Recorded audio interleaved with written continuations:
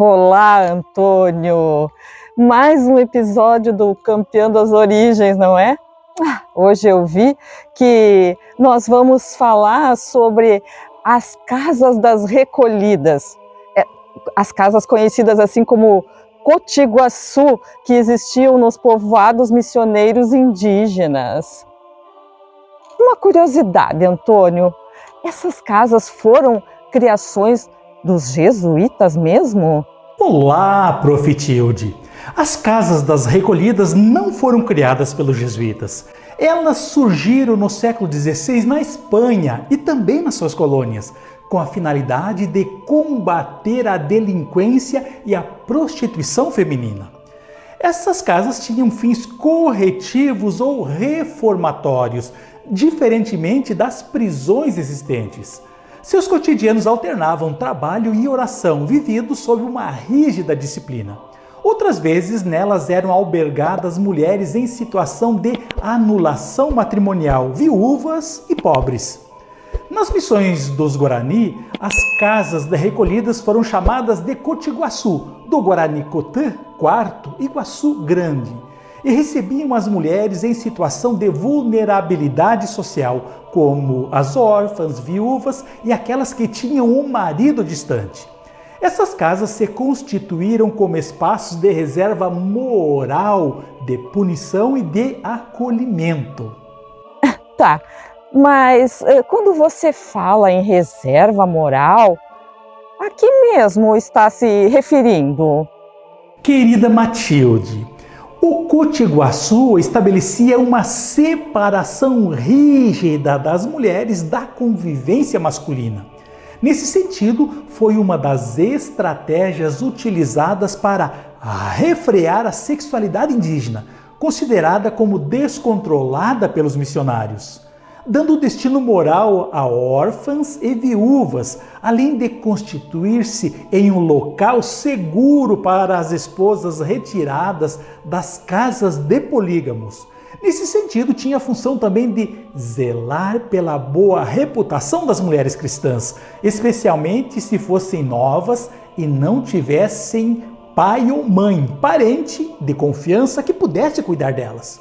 A criação das casas das recolhidas tinha a função de manter a ordem moral, combinando assistência e repressão. Das mulheres recolhidas, os missionários esperavam e cobravam comportamentos exemplares. Aos missionários interessava instituir famílias nucleares na redução. Por isso, ao mesmo tempo em que impunham uma nova moralidade, acompanhavam essas mulheres, que em alguns momentos somavam dezenas e até centenas de pessoas, via confissão e vigilância, e as reorientavam através da repressão e de castigos. As pessoas que moravam nessas casas temporárias eram sustentadas através dos bens comuns dos povoados. Mas quais eram os motivos que levavam essas mulheres a ficar assim desacompanhadas nos povoados missioneiros? Matilde, eu tenho de dizer que era comum os homens saírem dos povoados missioneiros para atender às necessidades coloniais, como a construção de obras públicas e defesa militar. Porém, nem sempre esses homens retornavam devido a mortes ou fugas, levando a que muitas mulheres ficassem desacompanhadas. Com relação às viúvas, tem-se de considerar que elas eram uma das principais preocupações dos teólogos moralistas do século XVI e XVII.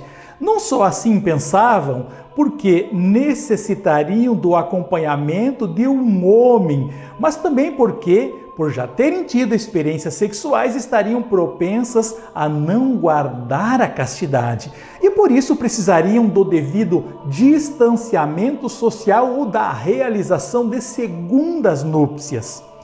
Seguramente os missionários se preocuparam também com os impactos familiares, sociais e econômicos da viuvez das mulheres indígenas e por isso criaram um sistema de acolhimento a elas.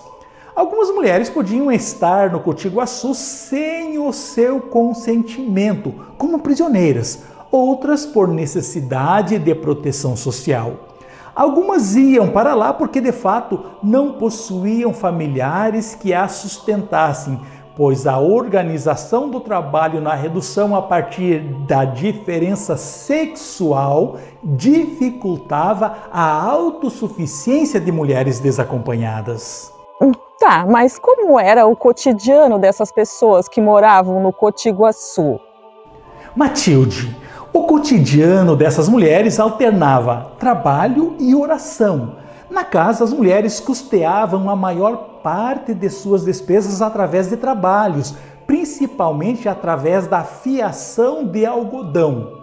De fato, esse trabalho era muito importante economicamente para as reduções, pois o produto excedente era vendido no comércio colonial e o recurso aferido auxiliava no pagamento dos tributos e na compra de outros produtos necessários ao povoado.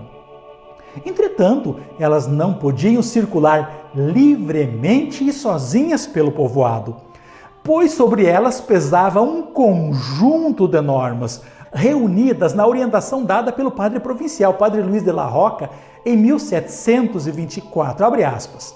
Para que haja uniformidade no governo das recolhidas, se observará o seguinte. Primeiro, irão todas juntas louvar as funções de regozijo do povoado nas procissões de virada de ano e Semana Santa, nos exemplos, rosário e demais funções da igreja. Segundo, sairão a lenhar juntas, onde não houver inconveniente, e onde houver, se lhes proverá com abundância de lenha. A porta da rua há de ter 2 chaves com guardas diferentes, as quais terão de noite uma o padre cura e outra a madre ou velha que cuide delas.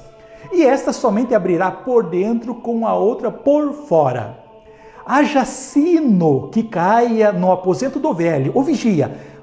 Porém, esse não terá janela que dê para a casa das recolhidas, mas esta janela se poderá permitir desde que se feche com chaves pela parte de dentro da dita casa das recolhidas, a qual chave estará em poder da madre delas, quem poderá abrir quando as quer ver suas parentas.